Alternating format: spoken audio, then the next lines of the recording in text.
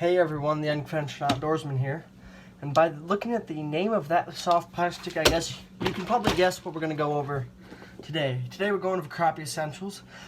Just because we're quarantined doesn't mean we can go out and fish, practice a little bit of social distancing.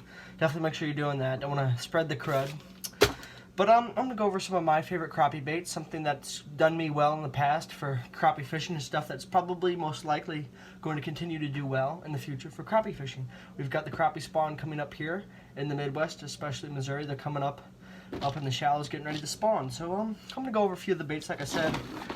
Got a few different boxes here. I'm going to go over some of the most basic stuff you can use. I don't have any live bait, but I will go over some of the live bait that does work.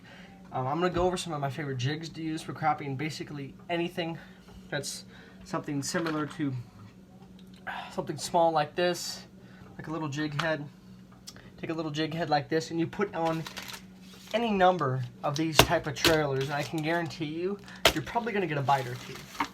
You know, I've got tons of crappie stuff in here. I don't know if you can see this, but I've got tons of crappie trailers. Growing up in Missouri, one of my favorite things to do for the family, with the family rather, is crappie fish. We put a lot of food on the table that way, especially in the springtime. We go up to a lake up in, I don't know, a little bit farther north in Missouri called Mark Twain Lake, which is a pretty nice lake. We catch a ton of them up there. It's a great place. I'd go check it out if you want. It's in Missouri. I don't know where it's at, actually. Northern Missouri, I think. But anyways, a bait like this is perfect. Now, I'll show you how to rig it real quick, which is a idiot, let's just call him that. Somebody who's not very intellectually smart could figure this out.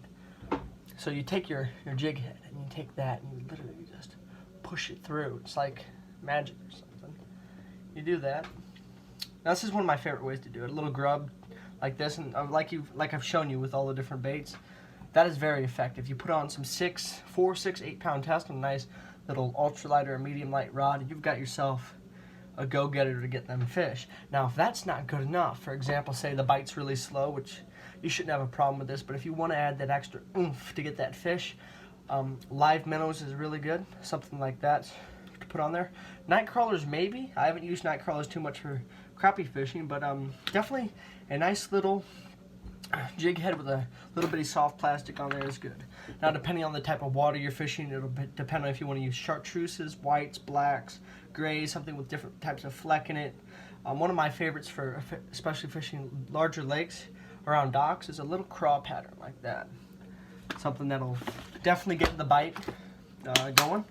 But jigs like that are really good. Rooster tails are decent. You're going to get some white bass on that too. Like something like that. It's actually meant for trout, but that would do the job. Anything that's flashy, anything that's a smaller presentation that's flashy.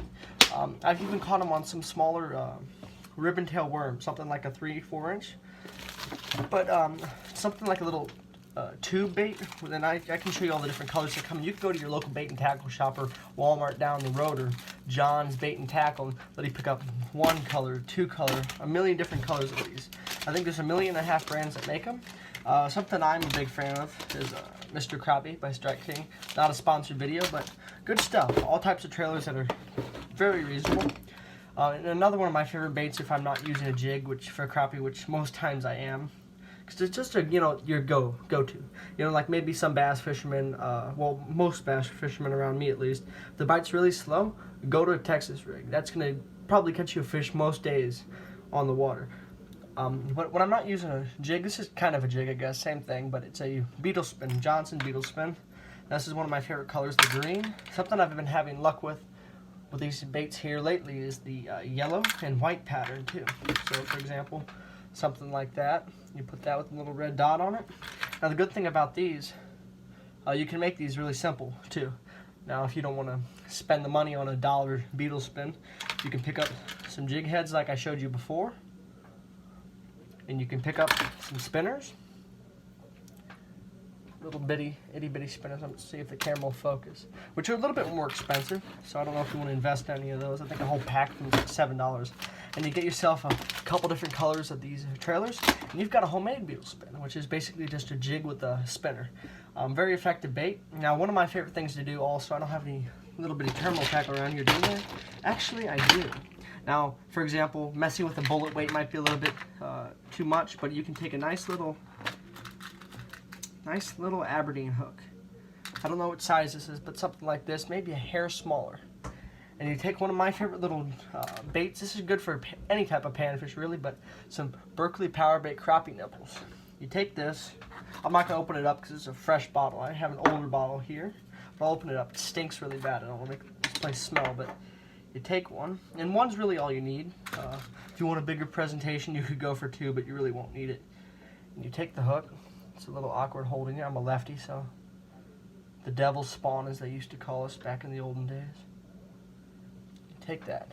Now you put a little split shot on it like this, a couple of these. Like for example, that's your hook, and imagine this is your line coming up here. You put a couple of these spaced out between them. You just dangle it about mid-water. For example, say you've got a depth find and you're fishing 8-10 feet of water. I would put it right about the 3 to 6 foot level. If you guys think it should be different, like deeper or shallower, let me know in the comments. I could be very well wrong, just the way I've fished before. My view of crappie fishing might be a little bit off. It's been a while since I've really done it full scale. But besides those baits, you can use a regular jig head too and put this stuff on. It's very effective. You can pick a big bottle like this up for like $3, $4. But another bait, shallow diving crankbait, something like this, which I'm going to be making a video over on Monday or Tuesday. It depends on what day this video goes up. But something like this, a bunch of different colors. You should do pretty good. Marabou jigs, which are basically hair jigs, stuff like that. Very effective also. You know, just your basic stuff. Crappie will bite on most anything this time of year during the spawn, just like bass will during the bass spawn. If anybody's ever fished for bass, during the spawn, man, words are hard. And you toss a bare hook in there sometimes. They're so territorial, they'll just smack that. But another one of my favorite baits, I made a video about lipless crankbaits the other day. Go check it out. It's in the feed. I don't know how to link it down here. I'm not going to go through the thing to get the whole link for it. So just go check it out in my feed, please. You take this. So, you know, fish that like a normal one. But one of my favorite rods, I don't know if it's down here, is it? No. But, you know, if you've got like a basic ultralight, that's perfect for crappie fishing. I prefer a medium light because more times than none, you'll be crappie fishing and pull up a nice white bass or a largemouth bass too. And depending on where you're fishing, you can keep those.